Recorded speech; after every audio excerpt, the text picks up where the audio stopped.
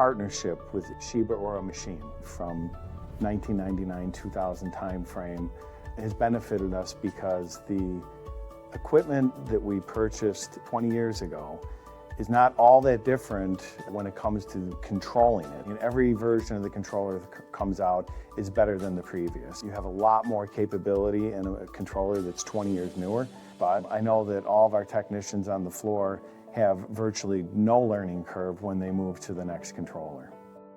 Shibaura machines have provided us enough onboard diagnostics and measurement capability that we put the alarms in place on the controller, and we're able to detect problems before they would ever get over to the shipping department. They get caught even before they get to our quality control department.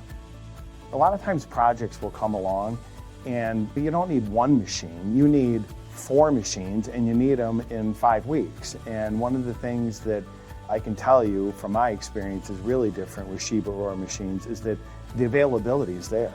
When we're in negotiating contracts and trying to win business with our customers, we know that we're able to procure equipment rapidly with Shibaura.